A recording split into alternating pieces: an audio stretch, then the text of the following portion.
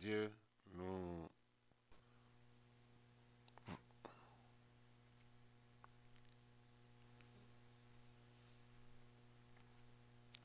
Gloire à Dieu, notre Seigneur, notre Dieu. Nous sommes encore très heureux d'être ensemble ce matin et nous bénissons le Seigneur, lui donnons toute la gloire. C'est lui qui a veillé sur chacun et sur chacune. Et ce matin, comme nous avons l'habitude de le rappeler, nous sommes le ministère Restauration, Église des Assemblées de Dieu de Pentecôte du Brésil. Et nous sommes situés à l'avenue Farapos au numéro 312. Nous avons pour président le pasteur Mbeto Chimichiviera. Et le département qui s'occupe de cette émission est le département d'appui aux étrangers, qui s'occupe des étrangers au sein du ministère Restauration. Nous sommes une église ouverte, une église qui accueille du monde, tous ceux qui désirent être dirigés, conduits par le Seigneur Jésus-Christ, notre Seigneur et le chef principal de l'église de Dieu. Et ce matin, vous êtes avec votre serviteur, pasteur Hubert Benakou, et nous allons travailler ce matin ensemble sur la leçon numéro 20. Et la leçon numéro 20, comme presque toutes les leçons, nous les scindons en deux. Nous la ferons en deux parties. Et le titre de cette leçon, c'est « L'action humaine du croyant dans le salut ». C'est la grande pensée, l'action humaine du croyant dans le salut, la part humaine du croyant dans le salut. Et un second, c'est le non à la résistance charnelle, à l'action sanctificatrice de la grâce et le oui à rechercher la source de la grâce. Avant de continuer, je veux remettre ces moments au Seigneur. Notre tendre Père et Dieu, nous te bénissons. Tu es le seul Dieu et celui devant qui tout genou fléchira. Seigneur, personne, aucun humain, aucune créature ne pourra se cacher de toi. Et ce matin, c'est avec joie que nous nous approchons, sachant que ta grâce nous a réconciliés avec toi et cette même grâce attend, Seigneur, des millions de personnes afin de les justifier et de les réconcilier avec toi. C'est sur cette grâce, ô Dieu, que nous voulons parler ce matin. Et nous voulons, Seigneur, nous confier à toi, sachant que cette grâce est venue de toi. C'est ton initiative. Et celui qui la comprend le mieux, c'est toi, Seigneur. Et je prie que ta connaissance, Seigneur, soit révélée ce matin, que rien de l'homme, rien d'erroné, Seigneur, ne soit mélangé avec ce que nous allons dire. Père de gloire, nous te bénissons et te donnons toute la louange. Aide-nous ce matin et aide, Seigneur, ceux qui écoutent et ceux qui écouteront, Seigneur, que seule ta voix soit entendue. Nous le désirons et le prions ainsi, au nom de Jésus-Christ, notre Seigneur et notre Roi. Alléluia. Donc, nous avons le titre, voilà, l'action humaine du croyant dans le salut.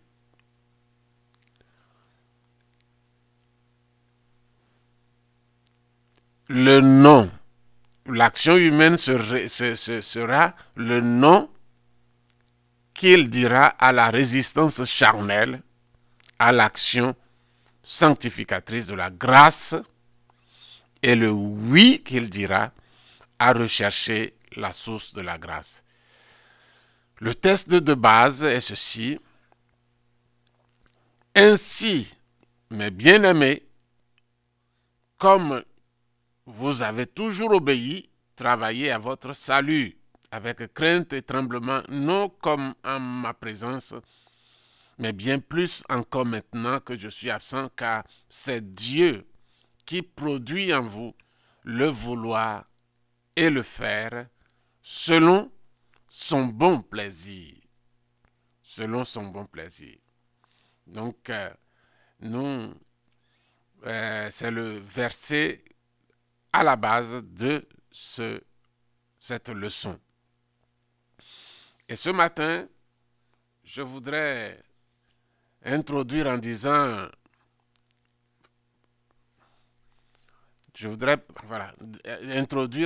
nous avons vu que dans le plan divin du salut par grâce, nous l'avons déjà vu, ce n'est pas l'homme qui cherche Dieu, mais c'est Dieu qui cherche l'homme. Ce n'est pas l'homme qui cherche le chemin, mais c'est le chemin qui est descendu du ciel et rencontre les hommes. Jésus a dit lui-même,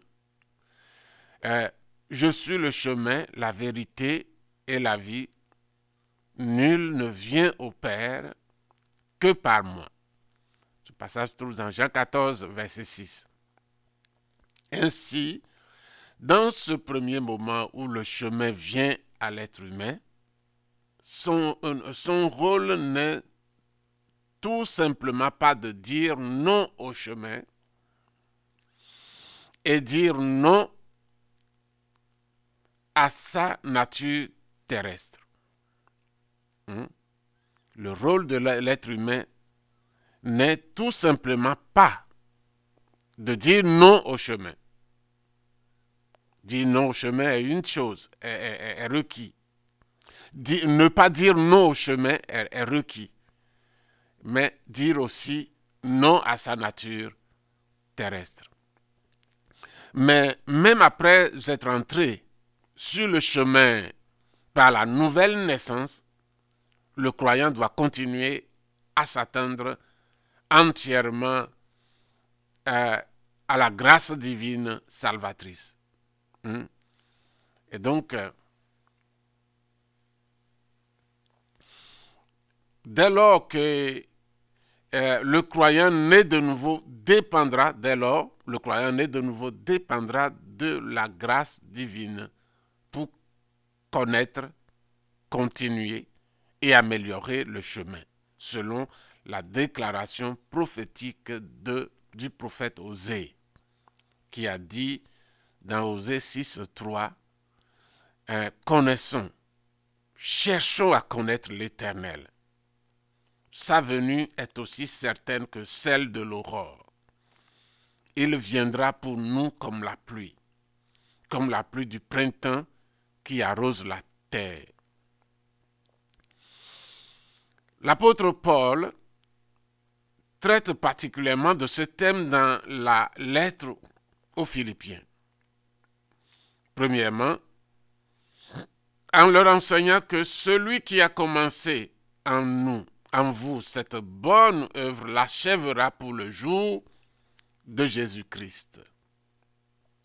Puis, il les encourageant à travailler à leur salut avec crainte et tremblement, il dit, car c'est Dieu qui opère en vous le vouloir et le faire selon son bon plaisir. Or, si c'est Dieu qui perfectionne, et si c'est lui qui opère en nous le vouloir et le faire, selon sa bonne volonté, son bon plaisir, où serait la participation humaine à ce processus de perfection ou de sanctification pour le développement du salut? C'est à cette question que nous chercherons de répondre dans cette leçon. Donc,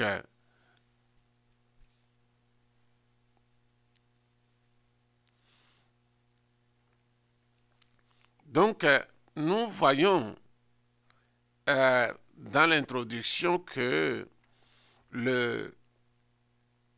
apparemment, le salut semble être quelque chose qui vient de Dieu et dont la mise en œuvre vient de Dieu. La grâce semble être, comme nous avons dit, c'est le chemin. Ce n'est pas l'homme qui trouve Dieu, c'est Dieu qui trouve l'homme. Ce n'est pas l'homme qui trouve Dieu, c'est Dieu qui trouve l'homme. Ce n'est pas l'homme qui trouve le chemin, c'est le chemin qui est descendu vers l'homme. Nous sommes en train de dire que le salut est une chose commencée par Dieu dans l'homme, une chose mise en œuvre par Dieu dans l'homme. Et le croyant qui est né de nouveau a presque tout reçu. Et qu'il n'est pas, apparemment on ne voit pas où se trouve sa participation. Parce qu'il s'agit d'une chose donnée et reçue par grâce. Et alors, ce qui semble être caché, c'est le fait que il y a une participation humaine. Il y a une participation humaine. Parce que Dieu donne, Dieu exécute, mais cette participation humaine est toujours importante. Est toujours importante.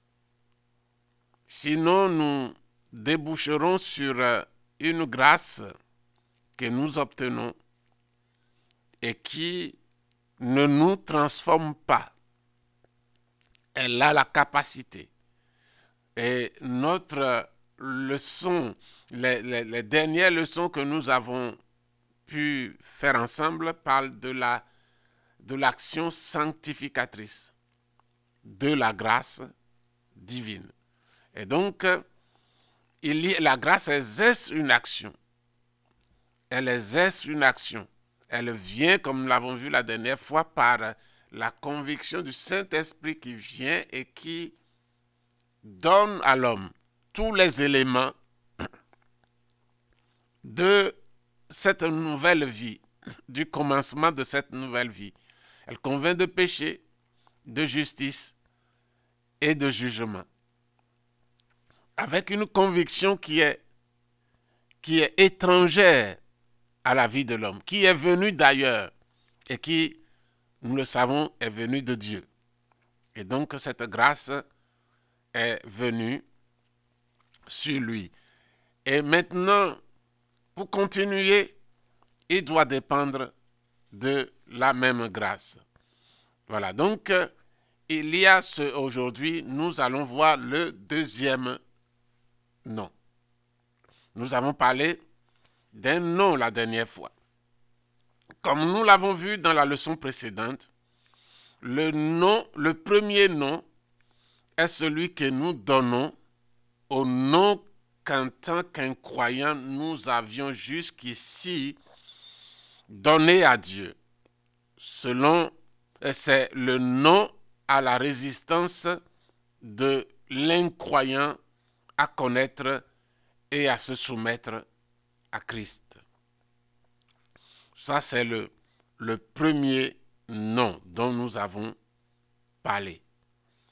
Ainsi que cela s'est produit avec les sauvés.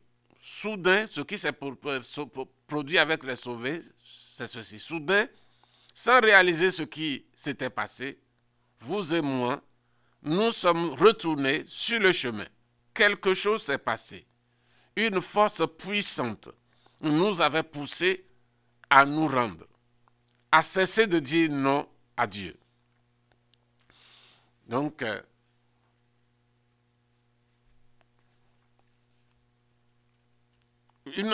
dans le premier nom dont nous avons parlé, quand nous sommes convaincus de péché, de justice et de jugement, c'est une force extérieur à nous qui nous a gentiment, avec amour, poussé à dire non à notre nature, au non que notre nature disait continuellement à Dieu. L'opposition qu'il y a entre notre nature et Dieu, cette force gentille mais puissante, irrésistible, que nous connaissons être la force de conviction du Saint-Esprit qui est Dieu, cette force vient nous désarmer et nous disons, nous nous opposons à notre propre nature qui s'est opposée à Dieu jusqu'à présent. Ce n'est pas à Dieu que nous opposons, pas à Dieu, nous nous opposons au problème, à la voix, à la force qui en nous disait toujours non à Dieu. Pour lui dire non, tu ne pourras plus commander maintenant. C'est le temps est venu pour que je capitule devant Dieu. Les manières et les temps que cela prend chez chaque personne peuvent varier, mais le résultat est le même. Le résultat est la capitulation. Le non au cœur dur, nous parvenons à dire non au cœur dur, à notre cœur dur, parce que Dieu est intervenu. Donc, voilà ce qui s'est passé. Maintenant, le moment du non. Le moment du deuxième non. Une fois cette résistance surmontée, est devenu, et maintenant que nous sommes devenus enfants de Dieu, le croyant arrivera, pour le croyant arrivera le moment du deuxième non. Ce serait bien si une fois le non dit au nom que notre nature terrestre donnait à Dieu, cette affaire appartenait au passé. Ce serait bien ainsi. Ce serait bien qu'une fois que nous avons dit non au nom que notre nature donnait à Dieu, cette affaire appartenait au passé. Cependant, ce n'est pas le cas, ce n'est pas fini. Malheureusement, jour après jour, ce n'est pas malheureusement. Moi, je pense que divinement, jour après jour, nous devrons donner un nom retentissant au nom que notre chair dira au désir que Dieu lui-même, par sa grâce, implantera en nous. Et alors, après avoir dit ce premier nom, c'est le premier nom. Maintenant, le deuxième nom, c'est maintenant que nous sommes installés dans la vie de Dieu, dans la vie de Dieu, que nous sommes devenus enfants de Dieu, il y a un deuxième nom. Le premier nom, c'est ce que nous avons dit à notre nature charnelle qui s'opposait continuellement à Dieu, qui disait non, non, non, non. Et un jour, Dieu nous a visités par sa grâce salvatrice, par la puissance du Saint-Esprit, et nous avons pu dire non, nous donnant tous les moyens, nous avons pu dire non à ce caractère qui dit non à Dieu en nous. Et maintenant, nous sommes devenus enfants de Dieu. Mais si les choses s'arrêtaient là, maintenant, ce serait bien. Ce serait plus facile pour l'homme. Mais Dieu a voulu que cela ne s'arrête pas. Que chaque jour, nous puissions, nous ayons la capacité de dire non au désir de la chair. Puisque, étant nés de nouveau convertis, les désirs de la chair ne vont pas cesser d'aller contre Dieu. La chair ira toujours contre Dieu. Et comme nous sommes dans une chair, nous aurons toujours affaire à cette chair qui a toujours tendance d'aller contre Dieu. Et alors viendra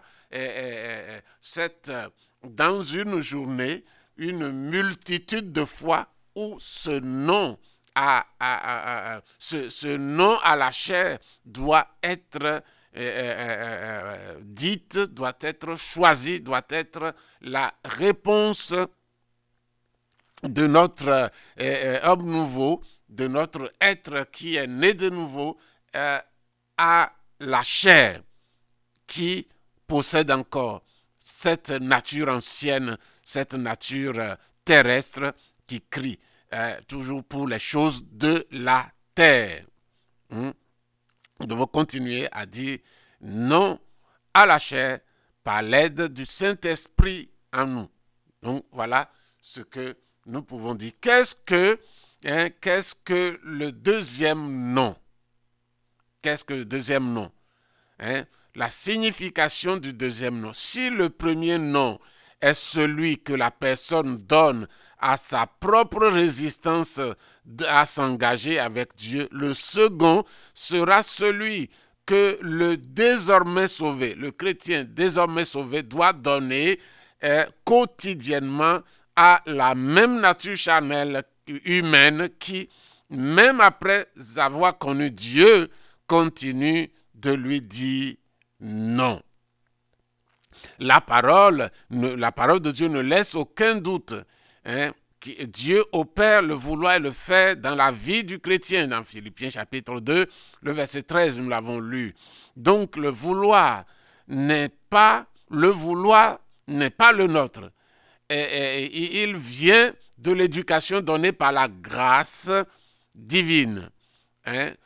Qu'est-ce qui vient de nous en tant qu'homme charnel? Qu'est-ce qui vient de notre nature humaine? De nous vient le non au vouloir de Dieu. C'est à ce non qu'il faut dire non. Afin que le oui que Dieu a communiqué à notre esprit l'emporte sur le non que crie notre chair. Nous sommes en train de voir la signification du deuxième nom.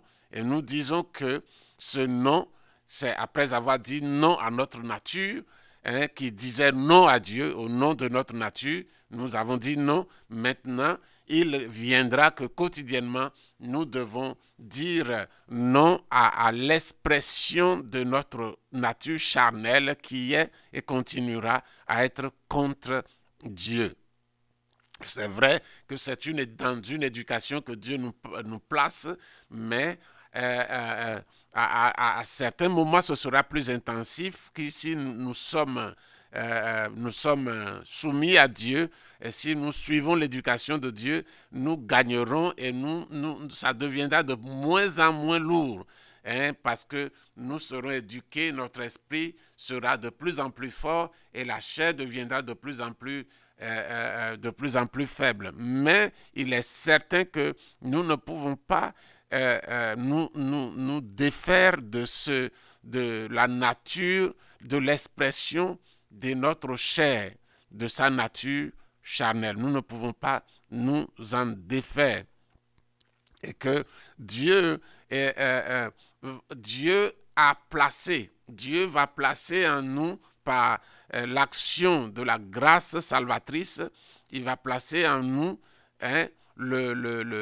ce désir, ce oui à Dieu, mais ce oui à Dieu passera par le nom que nous-mêmes nous choisissons de donner à l'expression de la chair que nous savons être contre Dieu. Pour voir clairement que tout cela vient de Dieu, c'est ce qui peut venir. Qu'est-ce que l'homme peut produire? L'homme charnel ne peut produire que le non au vouloir de Dieu, à la volonté de Dieu. Il peut produire que le non. Mais Dieu vient placer tout doucement dans son cœur un oui à sa volonté. Et pour arriver à ce oui, il doit dire non à la manifestation de sa chair. Et tout cela est communiqué par le Saint-Esprit. Et donc, si vous êtes en combat contre votre chair, sachez que c'est une chose normale qui arrive à tous les chrétiens, à tous les nés de nouveau, à tous les enfants de Dieu. Et ils voient clairement que ils doivent... il y a quelque chose, l'expression de la chair est contre la volonté de Dieu, le vouloir de Dieu dans leur vie. Et connaissant et ayant la capacité de la part de la grâce de Dieu de dire non à leur propre chair et de dire oui au vouloir de Dieu, à la volonté de Dieu, à l'esprit de Dieu et à ce qui plaît à Dieu, hein, ils décideront de dire non à leur chair, puis en éliminant la résistance de la chair devant la force de la grâce, ou la force que la grâce a placée en eux. Il ne reste qu'un choix, il ne reste qu'une seule alternative. Cette alternative, c'est le oui à Dieu, puisque c'était un couple de non de la chair et de oui à la volonté de Dieu. Maintenant, quand le non est supprimé dans ce couple, il ne reste qu'un seul élément dans cet environnement, et cet élément est le oui que nous donnons à Dieu. Vous savez, la vie chrétienne, c'est une vie d'attention. C'est une vie, oui, quand nous laissons le Saint-Esprit nous conduire, cela n'est pas pénible, cela n'est pas difficile, ça devient même une joie d'obéir à Dieu et d'écouter avec la grâce, avec l'éducation que la grâce salvatrice nous apporte, tout cela devient clair dans notre conscience, dans notre pensée, et la pensée, l'intelligence est renouvelée par la grâce salvatrice. Nous avons tout de la part de Dieu pour continuer à lui obéir. Voilà. Le deuxième nom est le premier amour. Nous parlons du deuxième nom et du premier amour. Dans 2 Corinthiens chapitre 6, verset 1-2, l'apôtre Paul exhorte: puisque nous travaillons avec Dieu, nous vous exhortons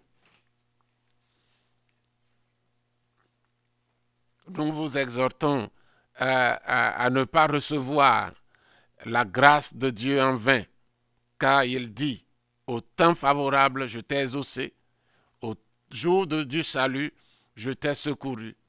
Voici maintenant le temps favorable, voici maintenant le jour du salut.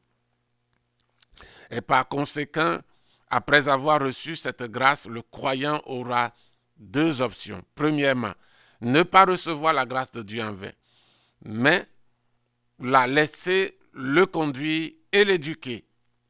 Ou bien, la deuxième option, même ayant reçu la grâce de Dieu, ne pas profiter de cette puissance divine qui l'éduque, le discipline et le pousse à faire la volonté de Dieu. Voilà. Nous savons tous ce qui arrive à un nouveau converti dans son premier amour. Ni lui ni personne d'autre n'a besoin de faire quoi que ce soit. C'est simplement laisser l'onction de la grâce divine opérer et ne pas la recevoir en vain.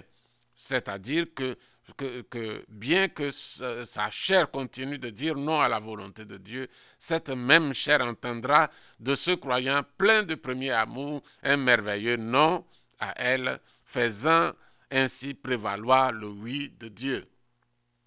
À cette époque, le nouveau converti connaît à peine la parole de Dieu, mais ce qui prévaut, c'est la grâce négatrice, le non à l'impiété, son non à sa nature, à la nature terrestre et au monde, l'amène à se débarrasser des habitudes et des objets sans même très bien savoir pourquoi il agit ainsi. S'il le pouvait, il abandonnerait tout et se consacrerait à l'Église. Ce croyant ne manque pas de service. Prier et aller aux veillées lui appartient. Parler de Jésus est sa joie. Et lire la Bible est une merveilleuse aventure pour lui. Voilà. Le premier, nous sommes en train de parler ici du deuxième nom et du premier amour. Et nous parlons, l'exemple qui est pris est l'exemple du nouveau chrétien, hein, du nouveau converti. Le nouveau converti, il y a quelque chose se passe chez presque tout le monde, chez presque tous ceux qui sont sauvés. Il y a cette réalité qu'ils ont vécue pendant un temps. Hein, et quand ils reçoivent le Seigneur, après avoir dit le premier nom à leur nature qui résistait à Dieu et qu'ils ont dit accepter le oui du Seigneur, ils sont convertis. Maintenant, le temps du second nom va venir. Et par rapport au premier amour, le deuxième nom se manifeste d'une manière particulière. Dans un premier temps, ça ne sera pas toujours comme ça, mais dans un premier temps, c'est le nouveau converti. Ce qu'on remarque, ce qui est l'expérience de presque tous, c'est que quand on est converti, le second nom n'est pas difficile. Nous aimons tellement Dieu, nous voulons aller à l'église, nous voulons faire tout ce qui est spirituel, nous ne le faisons pas avec contrainte, mais nous le faisions avec joie, avec application, et nous sommes heureux de le faire. Et il y a des choses que nous amenons, de ceux qui sont des animistes, amènent et qui ont touché à des choses de pratiques animistes, les amènent, ils brûlent, ils jettent, sans que personne ne les pousse à le faire. Hein, ils viennent à l'église sans que le pasteur leur demande de venir. Ils viennent aux veillées, ils viennent à toutes les rencontres spirituelles. Ils aiment prier, ils aiment servir, ils aiment évangéliser, ils aiment distribuer des traités et toutes ces choses sans que personne ne leur dise. Ça, c'est l'expression du premier amour. Pour obéir à Dieu, ils reconnaissent clairement les habitudes, ils reconnaissent clairement les pratiques qui étaient et qui demeurent être contre Dieu. Et ils les abandonnent. C'est là qu'on voit les changements les plus radicaux chez le nouveau converti. Ça, c'est le deuxième nom et le premier amour. Ce premier amour est un zèle formidable. C'est un amour formidable. Et c'est ce premier amour que le Seigneur nous encourage à ne jamais perdre. Nous ne devons pas perdre ce premier amour. Et malheureusement, cela n'est pas toujours ainsi. Hein. Le croyant, après ce premier amour, est tenté de tomber dans une position qui n'est pas toujours comparable à ce premier amour. Donc, nous le disons et nous voulons que vous puissiez vous identifier dans ce que nous sommes en train de dire. Nous allons plus loin. Voilà. Et le moment où la décision du deuxième nom peut être étouffée. Il y a cependant un moment où la deuxième décision peut être étouffée. Et ceci, Jésus a dit que cette disposition mentale produite par la parole de Dieu recevrait quotidiennement l'opposition de la nature charnelle. Et par conséquent, chaque jour, cette mauvaise nature devrait également être crucifiée. Premièrement, 3 problèmes qui peuvent étouffer la décision du second nom dans notre vie de chaque jour. C'est le second nom, comme nous l'avons dit, c'est le seul nom que nous devons dire à notre nature charnelle chaque jour, devant chaque circonstance que la chair suscite et qui est contre Dieu. Jésus a spécifiquement signalé 3 problèmes qui pourraient étouffer le premier amour, et bien que ne l'éliminât pas, rendrait la semence de la parole infructueuse. Il a cité 3 choses: les soucis du siècle, la séduction des richesses, l'invasion des autres convoitises qui étouffent la parole et la rendent infructueuse. Vous lirez cela dans Marc chapitre 4, le verset 19. Or, la fascination ou la séduction des richesses et d'autres ambitions sont des attitudes ineptes, c'est-à-dire dépourvues de sens. Et c'est pourquoi elles sont plus facilement rejetées par le croyant né de nouveau. Cependant, les soucis du monde sont inhérents, ils sont inhérents à notre vie sur la terre. Donc, voilà ce que nous sommes en train de dire. Et nous disons qu'il y a le risque que le nom que nous pouvons dire chaque jour à notre chair soit étouffé. Soit étouffé. La Bible dit que nous devons porter notre croix chaque jour. Si quelqu'un veut venir après moi, qu'il renonce à lui-même, qu'il se charge de sa croix et qu'il me suive, qu'il se charge de sa croix chaque jour et qu'il me suive. C'est ce que Jésus a dit. Ça dit que tous les jours, nous avons à suivre Christ. Il y a des choses auxquelles nous devons dire non pour être conforme, pour être dans la suite de Christ, pour être dans le rang de ceux qui suivent Christ. Il y a des choses qui nous seront désagréables et qui seront agréables à notre nature charnelle, terrestre, que nous devons crucifier avec la croix que nous avons, en lui disant non continuellement et suivre Christ. Sans cela, ce n'est pas possible. Oui. Et une des manières dont nous pouvons étouffer, si nous ne faisons pas ça, une des manières dont nous pouvons étouffer ce non qui est le non à notre nature, qui laisse la place, l'émergence au oui à Dieu ou à Christ. Il y a 3 choses qui peuvent l'étouffer. La Bible le dit. Et je vous garantis que quand la Bible dit quelque chose, la chose est vraie. Et si nous n'y faisons pas attention, un jour ou l'autre, ça va nous prendre. Et il se peut que quand nous allons constater que la Bible a raison, il se peut que notre nature, le problème soit déjà arrivé à quelque part où c'est comme si c'est trop tard. C'est vrai qu'avec Dieu, il n'est jamais trop tard, mais il peut être tard à la nature humaine de pouvoir faire marche arrière et de gagner certaines positions.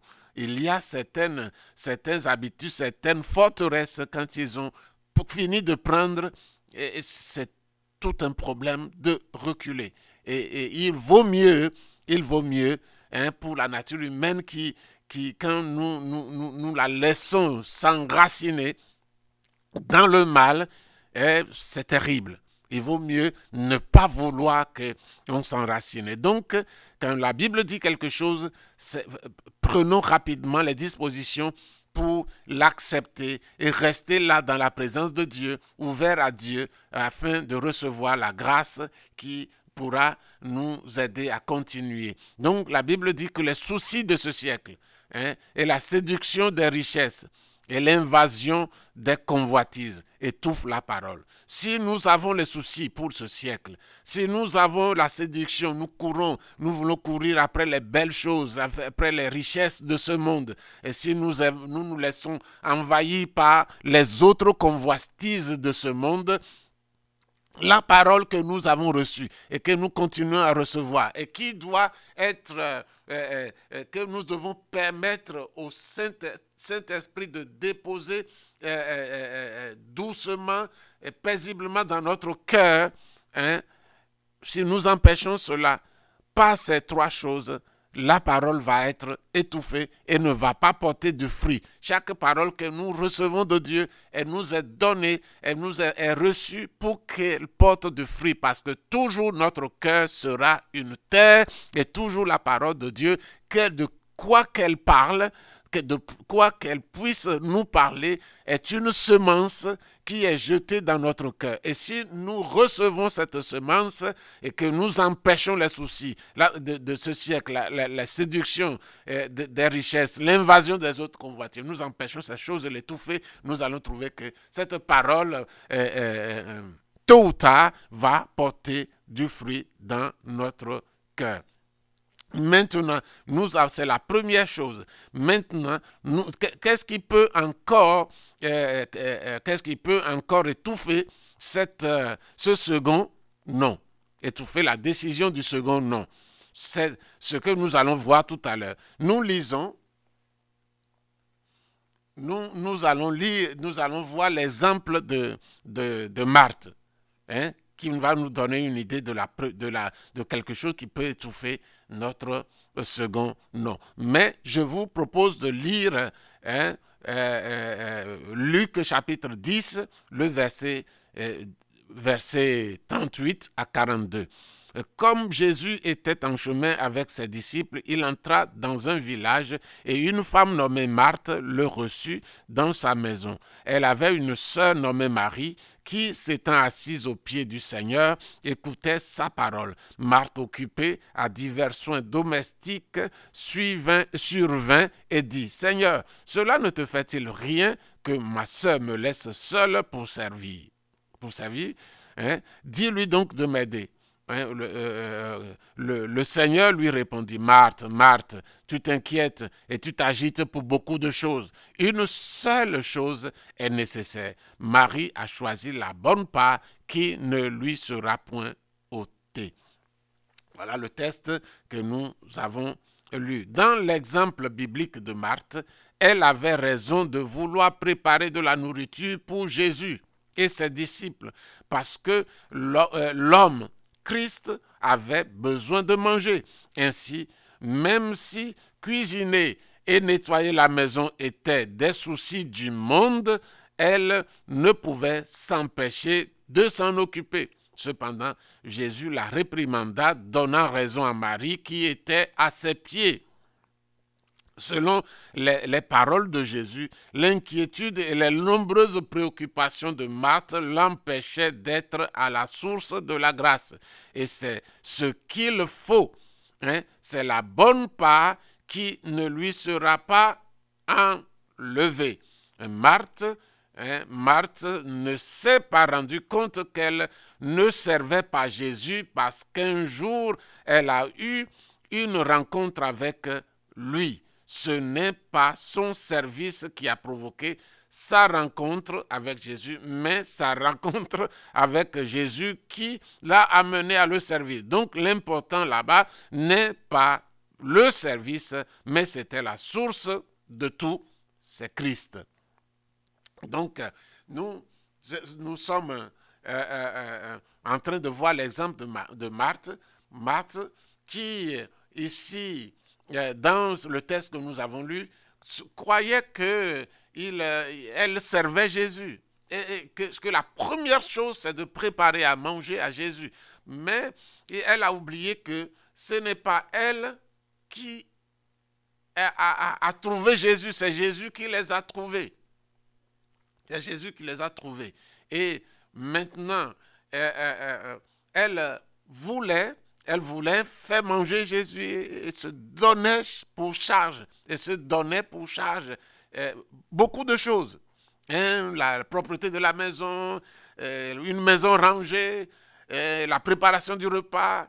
Et à un moment donné, elle s'est retrouvée seule à faire ce que d'habitude elles étaient deux à faire. Parce qu'une a déserté, hein, pour choisir autre chose. Et Marthe va se plaindre et Jésus va la réprimander en disant: que tu t'agites et tu te préoccupes de beaucoup de choses. Et ces beaucoup de choses ne sont pas nécessaires. Hein? Une seule chose, cependant, est nécessaire. Et c'est ce que Marie a choisi. Hein? Être au pied de Jésus. Jésus est un homme de l'esprit. Hein? Il est Dieu. Il savait ce qui était nécessaire. Et ce qui était nécessaire, Jésus le dit. Ceux qui marchent avec Jésus le savent. Un jour, des gens l'ont forcé à manger, Pierre et les autres disciples qui sont allés chercher à manger quand elle était au puits de Jacob avec la femme samaritaine. Jésus a dit, ma nourriture, c'est de faire la volonté de Dieu. Ma nourriture, c'est de faire la volonté de Dieu. Hein? La nourriture de Jésus, c'est de faire la volonté de Dieu. Et nous aussi, qui suivons Jésus, nous devons développer le même concept que lui, la même philosophie divine que lui. Faire la volonté de Dieu, ça doit être notre nourriture. Et de faire les œuvres de Dieu, ce doit être ce que nous devons rêver chaque jour. Les autres choses ont leur temps. Jésus voulait dire qu'une seule chose est nécessaire. Les autres choses viendront à leur temps. Et c'est ainsi que nous pouvons comprendre l'exemple de Marthe. Il faut faire les choses qui sont nécessaires dans notre marche avec Dieu. Il faut faire les choses nécessaires. Si nous manquons de faire les choses qui vont nous nourrir spirituellement, d'être à la source, hein, à un moment donné, ça va se répercuter sur notre vie et nous pouvons avoir des problèmes de dire non. Notre non à la chair sera étouffé parce que nous n'avons pas la capacité, nous n'avons pas obtenu la force à la source pour dire non. Et progressivement, quelque chose va se désagréger, désintégrer dans notre vie spirituelle. Voilà ce que nous voulons dire par l'exemple de Marthe. Maintenant, il y a aussi une troisième chose. Voilà. Il y a aussi l'éloignement de la source. Hein, la menace, l'éloignement de la source, la menace des bons soins du monde. Lorsque les soucis du monde, même liés à l'Église, nous empêchent d'être à la source de la grâce, alors c'est parce que nous faisons des choses au-delà de ce que la grâce nous indique de faire. Car si nous ne sommes pas près de cette source, le carburant qui nous pousse à servir s'épuisera. Et alors, il n'y aura plus de service, plus de grâce. Ainsi, la plupart du temps, les soucis de la vie, dans le monde, éloignent lentement le nouveau converti de cet engagement, de cette communion, de la dévotion, stimulée par le premier amour. Puis, selon l'expression employée par le Seigneur Jésus lui-même, les soucis du monde étouffent la semence. L'élan de la grâce se heurte aux soucis de la vie et la grâce est freinée. L'impulsion de cette puissance et action divine est contrecarrée. Et les tâches de la Marthe qui est en nous commence à prendre notre mari des pieds du Maître. Ce pouvoir qui jetait le croyant dans les bras du Seigneur, du Maître, n'est plus utilisé. Il est toujours là, mais en vain. À ce stade, il est temps pour le croyant d'entendre la voix éducatrice de l'esprit de la grâce et de passer également par la grâce pour dire oui à Dieu. Donc, Dieu, ici, nous avons une menace, c'est de nous éloigner. Un risque de nous éloigner de la source. Par les bons soins du monde, par les bonnes intentions. Hein, par les bonnes intentions. Et le chrétien, et il y a des soucis du monde. Et tous ces soucis-là ne sont pas des choses visiblement mauvaises. Hein, manger, par exemple, comme Marthe le faisait, n'était pas mauvais. Mais et ce n'était pas là la source. Hein, ce sont des activités qui éloignent de la source.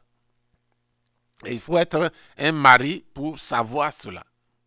Hein, et il y a beaucoup de choses qui peuvent, même dans l'église, qui peuvent nous empêcher d'être à la source de la grâce. Il y a certaines activités, même dans l'église, qui, si elles ne sont pas faites à leur temps, si elles ne sont pas placées à leur place, peuvent nous sortir des pieds du Seigneur.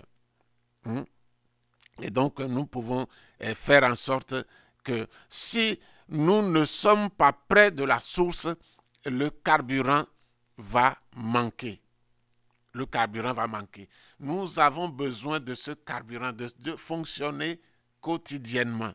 Et nous devons être à la source pour prendre ce carburant nécessaire à ce fonctionnement quotidien. C'est pourquoi nous devons avoir un contact, une communion avec Dieu, adapté chaque jour. Ce n'est pas une fois par semaine, mais chaque jour, quotidiennement, en sorte que nous puissions être à cette source. Mais la plupart du temps, il y a des choses qui nous éloignent.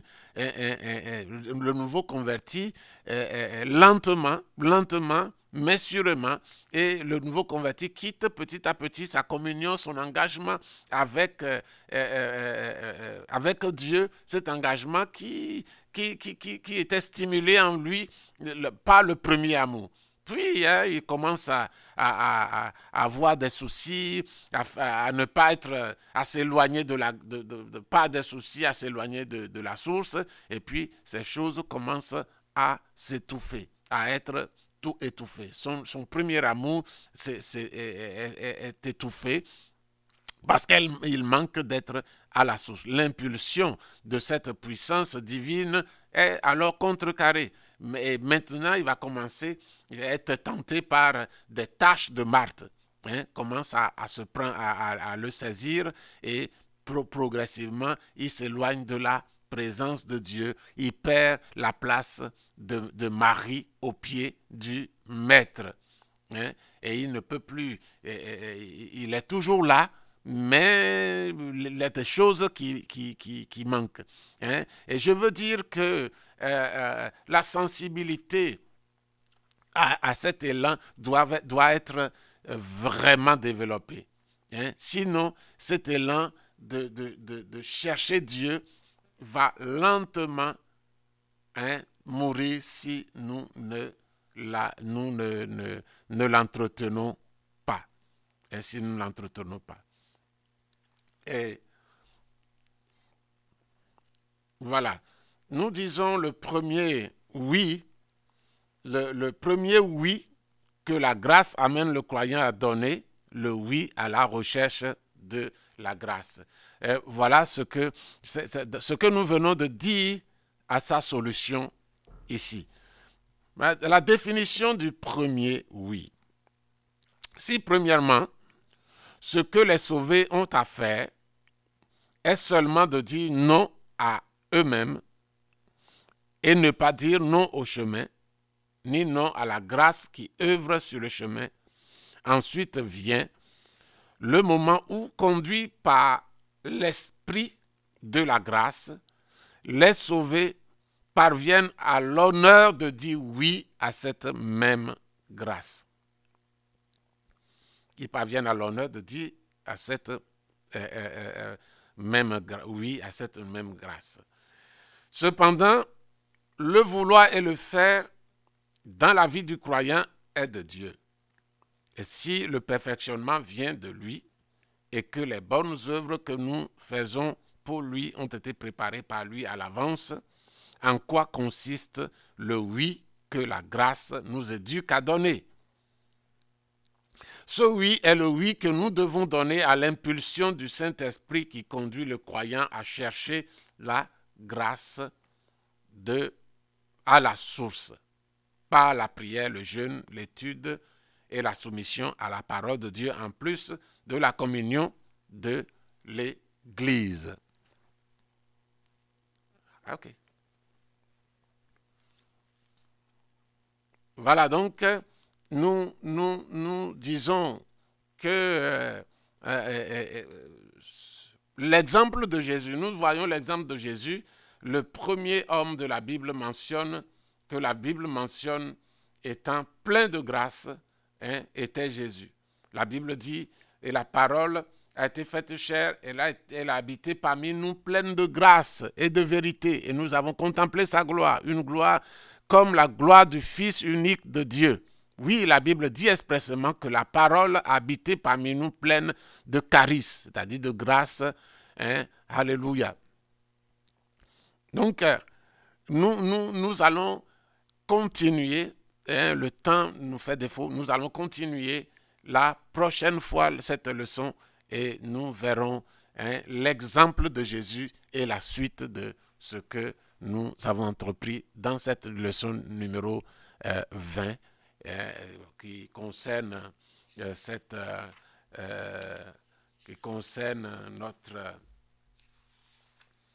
l'action humaine du croyant dans le salut.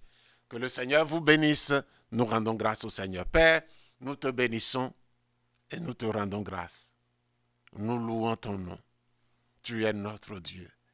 Et nous remettons toutes ces choses en tes mains, afin que par le Saint-Esprit, nous puissions, Seigneur, les comprendre. Non pas par l'explication des hommes, mais par l'explication de ton esprit. Merci notre Père. Que ton nom soit glorifié et adoré au nom de Jésus. Amen.